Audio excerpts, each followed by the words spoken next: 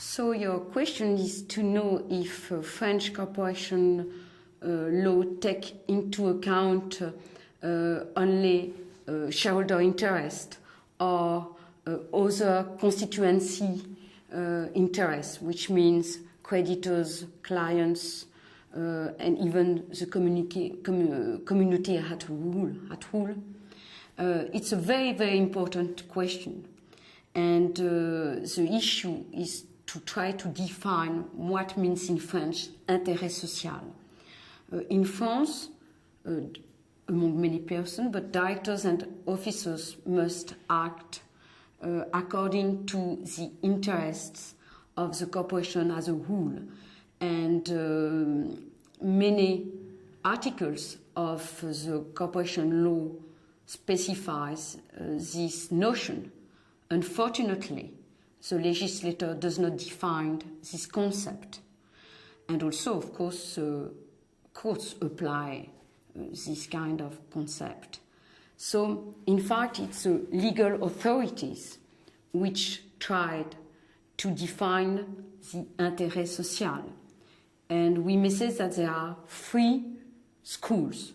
One which adopts more or less the American position, and which is led by a professor whose name is Professor Smith, says that a corporation is run for the shareholders, that the shareholders are the owners of the corporation, and so that the finality, that the objective of a corporation is to maximize the shareholders' profits. So it's really like you have in the States.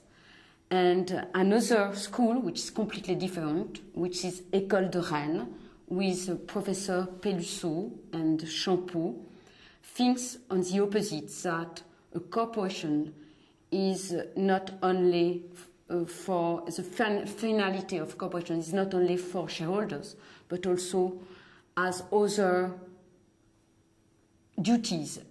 And among these duties, it has to take into account the interest of other people, such as customers, employees, creditors, and even the community at a whole. And just in the middle, we have another school which says that, in fact, a corporation should not be run for the shareholders and should not be run for the benefit of directors or officers, but it's something else. And in fact, according to this school, the intérêt social is a kind of standard of conduct, and that when there is a problem, the judges should apply this standard. So that means that when there is a kind of divergence, and the judge has to evaluate cases by cases what happens. So there is no clear-cut answer to this question.